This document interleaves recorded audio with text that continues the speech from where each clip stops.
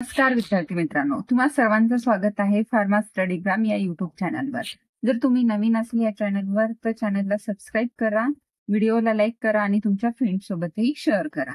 तर आजच्या लेक्चरमध्ये आपण पाहणार आहोत ग्लँड बद्दल माहिती आणि त्याचं फंक्शन काय असते. तर बॉडीमध्ये एखादी टिश्यू किंवा ऑर्गन हॉर्मोन्स रिलीज करत असतात जे की फिजिओलॉजिकल फंक्शन मेंटेन ठेवण्यासाठी रिस्पॉन्सिबल असतात. तर सगळ्यात आधी आपण पाहूया definition of the Gland. Gland it is the organ or tissue that create and release the substance like the hormones to perform the specific function in the body. So human बॉडीला regulate ठेवण्यासाठी किंवा एखादं task complete करण्यासाठी आपल्याला बॉडीमध्ये hormones release होत असतात, जे हॉर्मोन्स त्या फिजिओलॉजिकल फंक्शन्स कम्प्लीट करण्यासाठी हेल्पफुल असतात. जसं की आपण सांगितलं की थायरॉइड हार्मोन आहे, तर बॉडीचं मेटाबॉलिझम मेंटेन ठेवण्यासाठी ते रिस्पॉन्सिबल असतात. तर त्याच्या अगोदर आपल्याला माहिती असलं पाहिजे की ह्युमन बॉडी ही कशी बनलेली आहे. तर ह्युमन बॉडीचं जे बेसिक स्ट्रक्चरल युनिट आहे तर ते आहे cells. So cell it is a basic unit. Then after the cell multiple cells it form the tissue. After the tissue it form the organs and organs नंतर एक human body बनलेली आहे. तर मग त्या ह्युमन बॉडीचं पर्टिक्युलर फंक्शन्स कॅरीड आउट करण्यासाठी बॉडीमध्ये वेगवेगळ्या प्रकारच्या ग्लँड्स असतात किंवा टिश्यू असतात किंवा ऑर्गन्स असतात, जे की पर्टिक्युलर एखादा हॉर्मोन रिलीज करतो आणि फिजिओलॉजिकल फंक्शन ते रेग्युलेट करत असतात. तर मग आपण इथे एक स्ट्रक्चर पाहिलेलं आहे जे ह्युमन बॉडी आहे. ह्युमन बॉडीमध्ये जो महत्वाचा पार्ट आहे ब्रेन. ब्रेनमध्ये हायपोथॅलामस आहे आणि पिक्युटरी ग्लँड, पिनियल ग्लँड यासारख्या सेव्हरल ग्लँड्स प्रेझेंट असतात, जे की रेग्युलेट करत असतात हॉर्मोन्स. नंतर आहे थायरॉइड ग्लँड, पॅनक्रियाज, किडनी या सगळे सारखे वेगवेगळे टिश्यूज हे रिलेटेड हॉर्मोन्स ते रिलीज करत असतात.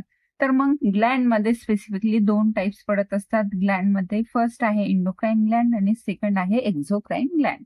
एंडो म्हटलं तर काय की इंटरनल ब्लड मध्ये जर हॉर्मोन रिलीज होत असेल तर त्याला आपण एंडोक्राइन म्हणत असतो, आणि एक्झोक्राइन म्हटलं तर आउट ऑफ द ब्लड जर एखादा हॉर्मोन रिलीज होत असेल तर त्याला आपण एक्झोक्राइन ग्लँड म्हणत असतो. तर एंडोक्राइन ग्लँड ही डक्टलेस ग्लँड असते. हे हॉर्मोन ब्लड मध्ये रिलीज डायरेक्टली होत असते, तर त्याच्यासाठी कुठलाही डक्टची गरजही नसते. त्याच्यामुळेच आपण एंडोक्राइन ग्लँडला डक्टलेस ग्लँड म्हणत असतो आणि एक्झोक्राइन ग्लँडला हे डक्ट ग्लँड म्हणत असतो, कारण त्याच्यामधले जे हॉर्मोन्स आहेत किंवा सबस्टन्स आहेत तर ते अगोदर डक्ट मध्ये रिलीज होत असतात आणि नंतर ते एक्सटर्नल पार्ट्स मध्ये रिलीज होतात. फॉर एक्झाम्पल आहे स्वेट ग्लँड, सलायव्हरी ग्लँड. तर स्वेट ग्लँड आणि सलायव्हरी ग्लँड हे डक्ट मधून रिलीज होत असतात to maintain the homeostasis mechanism of our body. आणि एंडोक्राइन ग्लँड मध्ये आपण एक्झाम्पल घेतलेलं आहे पिक्युटरी ग्लँड आणि थायरॉइड ग्लँड. तर पिक्युटरी ग्लँड हे डायरेक्टली त्यांचा हॉर्मोन ब्लडमध्ये रिलीज करतो आणि क्विक इंटेन्स बायोलॉजिकल ऍक्शन्स देण्यासाठी ते रिस्पॉन्सिबल असतात. ओके, सो मग एंडोक्राइन ग्लँड आणि एक्झोक्राइन ग्लँड बद्दल तर आपण माहिती पाहिलेली आहे. एक्झाम्पल्स थायरॉइड ग्लँडचं पाहिलेलं आहे. तर स्पेसिफिकली थायरॉइड ग्लँड ही थ्रोटच्या पार्टमध्ये बेसिकली इथं प्रेझेंट असते. तर मग थायरॉइड ग्लँड हे 3 प्रकारचे हॉर्मोन रिलीज करत असते: T3 हॉर्मोन, T4 हॉर्मोन आणि कॅल्शिटोनिन. तर मग हे हॉर्मोन्स रिलीज कसे होत असतात तर त्याच्याबद्दल आपण एक शॉर्ट मध्ये मेकॅनिझम पाहू. तर थायरॉइड ग्लँड ही थ्रोटमध्ये प्रेझेंट आहे. तर ह्या thyroid Gland thyroid stimulating hormones release करत असते आणि ब्लडमध्ये T3, T4 आणि कॅल्सिटोनिन हॉर्मोन रिलीज करून मेटाबॉलिझम इन्क्रीज करण्यासाठी रिस्पॉन्सिबल असते आणि ग्रोथ अँड डेव्हलपमेंट करण्यासाठी ती रिस्पॉन्सिबल असते.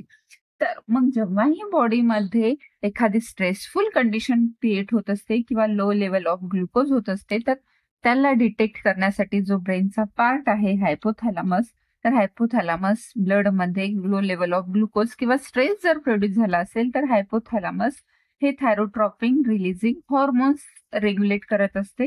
ते हॉर्मोन्स ऍक्ट करत असतो anterior lobe of the pituitary Gland.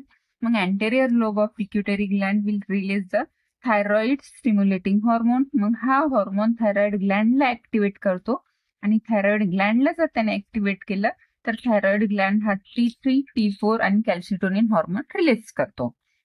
जर हे हॉर्मोन्स आपल्या ब्लडमध्ये मिक्स झाले तर ते ब्लड मध्ये जे आपण फूड कन्झ्युम करत असतो तर त्याचं मेटाबॉलिझम करण्यासाठी आणि ग्रोथ अँड डेव्हलपमेंट बॉडीची करण्यासाठी रिस्पॉन्सिबल असतो.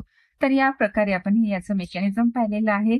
तर इथे आपण कुठेही पाहिलेलं नाही की त्याच्यामध्ये डक्ट प्रेझेंट असतो, म्हणून डायरेक्टली ग्लँड पासनं जे हॉर्मोन्स रिलीज होत असतात तर ते डायरेक्टली ब्लड मध्ये चालले जात असतात, म्हणून त्याला डक्टलेस ग्लँड म्हणतो. आणि सेकंड जे सांगितले आहे एक्झोक्राईन ग्लँड, तर हे डक्ट मधनं तो हॉर्मोन रिलीज होत असतो, जसं की सलायवरी ग्लँड सांगितलेलं आहे, जे फूडचं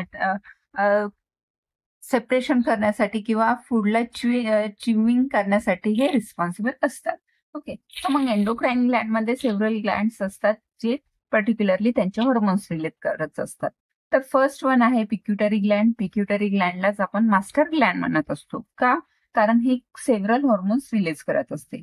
फॉर एक्झाम्पल पिक्युटरी ग्लँडचे 2 लोब्स पडत असतात. फर्स्ट आहे अँटेरियर लोब आणि सेकंड आहे पोस्टेरियर. अँटेरियर म्हटलं तर फ्रंट साईडचा व्ह्यू असतो, जे की मेनली 6 हॉर्मोन्स रिलीज करतात, आणि posterior pituitary lobe 2 hormone release करतात, that is oxytocin and vasopressin. Okay, so anterior lobe of pituitary gland मधनं हे महत्वाचे हॉर्मोन्स रिलीज करत असतात. पहिला आहे ग्रोथ हॉर्मोन्स, जे की ह्युमन बॉडीची ग्रोथ आणि डेव्हलपमेंट करण्यासाठी रिस्पॉन्सिबल असतो.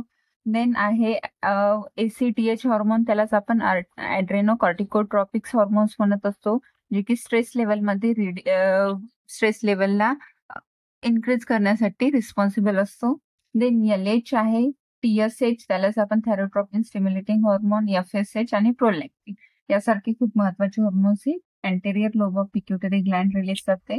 आणि पोस्टेरियर लोब हे ऑक्सिटोसिन, वॅसोप्रेसिन 2 हॉर्मोन्स रिलीज करत असतात. ऑक्सिटोसिन हे युटेराईन कॉन्ट्रॅक्टर म्हणून यूज केला जात असतो, आणि वॅसोप्रेसिन हा अँटी डायबेटिक्स हॉर्मोन्स म्हणून याला ओळखलं जात असते. देन नेक्स्ट ग्लँड आहे थायरॉइड ग्लँड, जे आपण सांगितलं आहे. थायरॉइड ग्लँड हे T4, T3 आणि कॅल्सिटोनिन हे 3 इम्पॉर्टंट हॉर्मोन रिलीज करते. पॅराथायरॉइड ग्लँड्स हे पॅराथॉर्मोन्स रिलीज करते, जे की ब्लड मध्ये कॅल्शियम लेवल मेंटेन करण्यासाठी रिस्पॉन्सिबल असते. पॅनक्रियाज मधून इन्सुलिन हॉर्मोन रिलीज केला जात असतो, आणि ग्लुकागॉन. इन्सुलिन हॉर्मोन्स हा ब्लड ग्लुकोज लेवल मेंटेन ठेवण्यासाठी रिस्पॉन्सिबल असतो. देन नेक्स्ट आहे ॲड्रेनल ग्लँड. ॲड्रेनल ग्लँड ही किडनीच्या अप्पर साईडला प्रेझेंट असते. त्या ॲड्रेनल ग्लँड मध्ये 2 पार्ट्स परत असतात, एक तर कॉर्टेक्स आणि दुसरा आहे मेडुला. आता ही ॲड्रेनल ग्लँड आहे, याचा आउटर पार्ट जो आहे तर तो कॉर्टेक्स मध्ये आहे, आणि हे जे इनर पार्ट तुम्हाला दिसत आहे तो आहे adrenal medulla. So adrenal cortex will release the glucocorticoids, mineral corticoids and sex steroids hormones, आणि medulla will release the adrenaline and non adrenaline hormones. So these are the various hormones released by the particular glands and performing their targeted functions. जर तुम्हाला हा video आवडला असेल तर like करा आणि तुमच्या फ्रेंड सोबत शेअर करा. Thank you for watching my video.